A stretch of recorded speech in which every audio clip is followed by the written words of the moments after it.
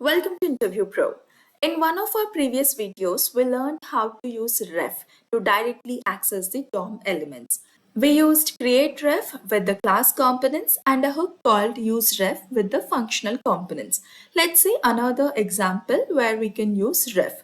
So I have this users component, the same example that we were using from the last few videos. Now I want to add a new functionality to this users component. So I want to add an input and also a button so that I can add a new user to this list of users. So I'll simply add a HTML input of type text and placeholder here which says enter username and a simple button which says add user. When we click on this button, we will trigger a method, trigger on click event which calls add user function. So let's define that function here. Const add user equals. Now in this add user will have some code to add new user. I won't write that code here as of now. So now what I want to do is first of all, let's see if these two elements are coming on the screen or not. Yes, we have the input and a button.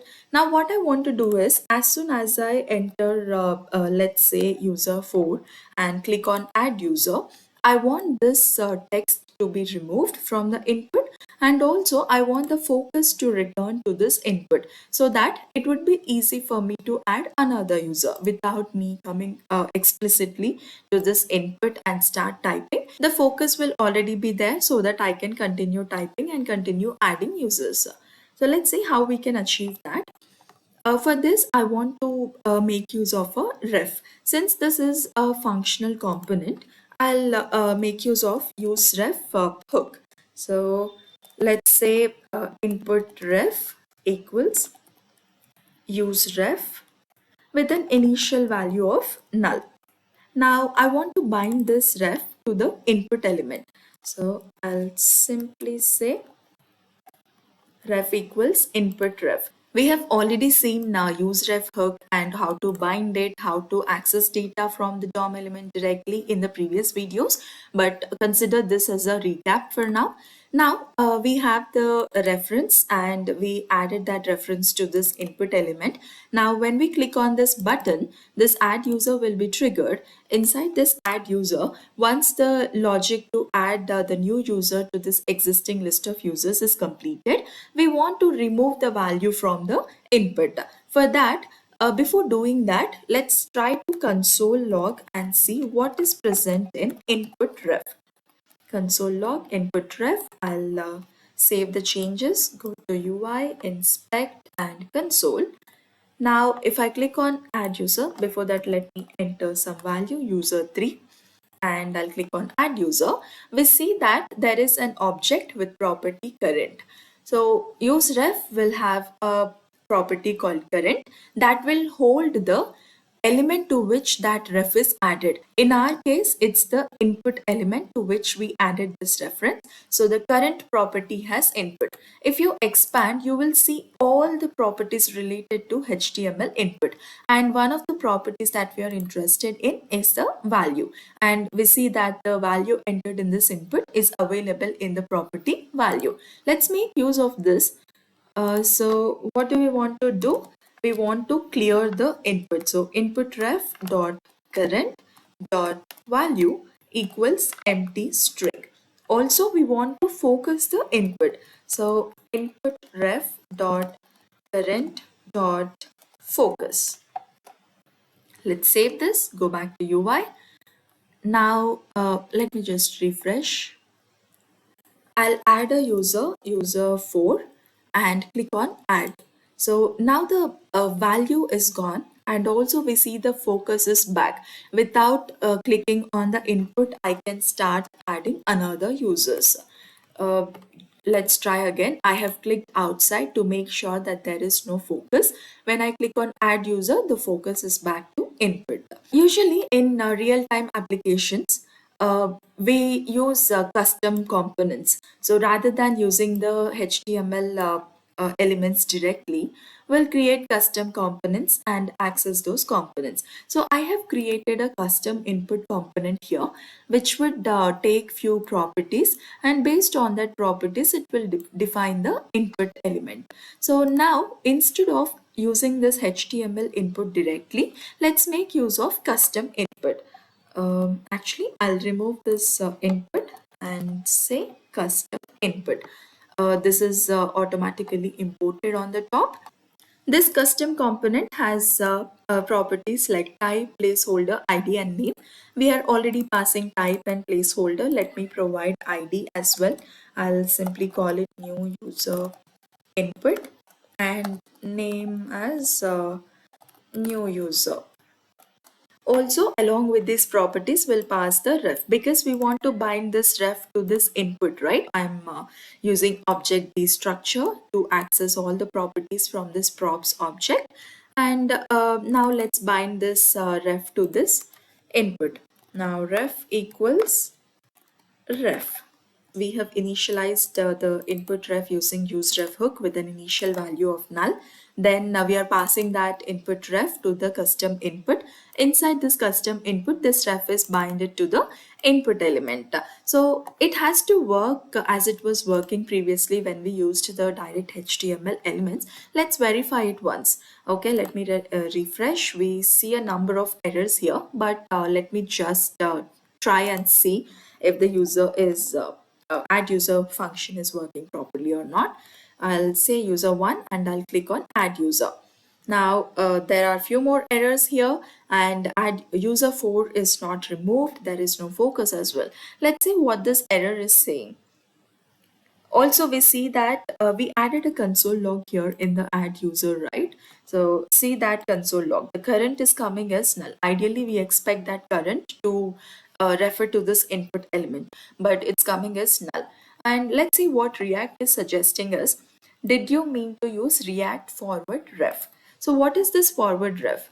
In React, if you want to pass the reference from one component, in our case users component, to another component, which is custom component, we have to forward this ref. So in order to forward this ref, there is a technique. That technique is nothing but we have react dot forward ref. So this forward ref will accept a parameter, which is nothing but the function that we had so far. So this is the syntax of React forward ref, and the first parameter is the function. You can either use it here, or let me just revert this. You can use it here as well, because this function is nothing but this custom input only, right? So I'll pass this custom input as a parameter to the forward ref, react dot forward ref. The first parameter is the custom input. You can add this forward ref here or here as well. Both are the same. Now adding this forward ref would give us access to one more property called ref. So we don't need to access ref from props. The property, the reference will be coming from this forward ref, and this ref will be binded to the input. Now let's see if it is working fine or not. Let's go to the UI. Let me refresh so that all the errors are gone now. Now if I say user 4 and click add user, we see this input. New user input is the ID that we have given. So previously we saw input because we didn't give any ID. Now we have the ID. So this is our input, and this has the current value empty because we have removed that value. So this is how we pass a reference from one component to another component using forward ref. Let's say we are making use of higher order components. If you remember, while we discussed about higher order components, we took one example of click counter. So this click counter will be passed as input to the higher order component with counter. With counter has a code for incrementing the count. We are passing the click counter to this with counter.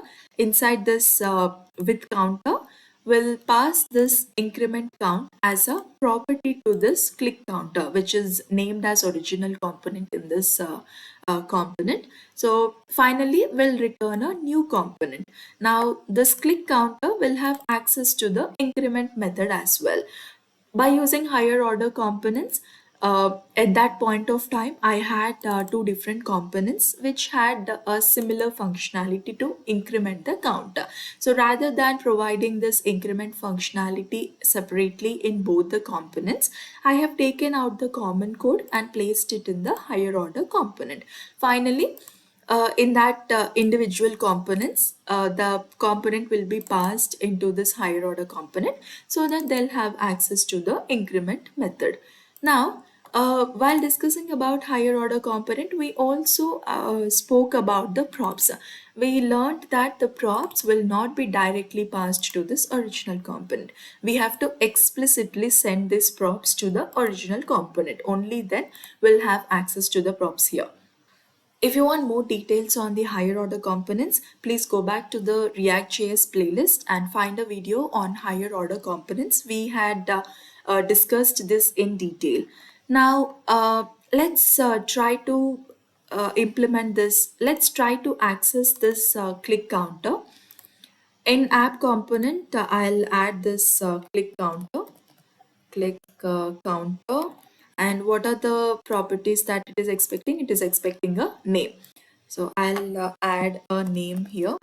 Name equals maybe counter1. Along with name, I want to give a reference here. Now this is a class component. In class component, how do we create a reference? Using create ref. So I'll create a variable called ref. Here I'll make use of React dot create ref. Initial value will be null. Now this reference will be passed to the click counter component. How do we bind this click counter ref to this click counter? Let me go to this click counter, and we want that reference to be binded to the button. So I'll add this as a reference here. Now this reference will be available in props. So I'll say props.ref. So we already have a console log here. So let's see what props is returning us. Is this really having the reference to this button or not? Let me refresh the UI. Now we see the counter here. As soon as I click the counter is incremented, and also we see a console log here. Now we see the counter, name of the counter is counter1. We see the increment function, but we don't see the ref here. So in order to pass the ref, just like how we are passing the props explicitly, we need to pass the ref as well. So how do we pass reference from one component to another component? Using forward ref. So let's wrap this new component function with forward ref.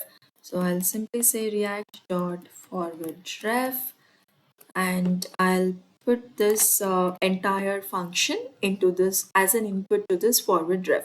Now when we use forward ref, we have access to the reference parameter as well. Now along with this props, we have to pass reference as well. Let me just name this as forwarded ref so that we identify this ref, and I'll pass the value. Okay, this is loaded and we see the console log here. Along with name and increment, we now see forward ref. So we just have to bind this forward ref to this counter button. I have added this counter above the navbar. Let's move this down.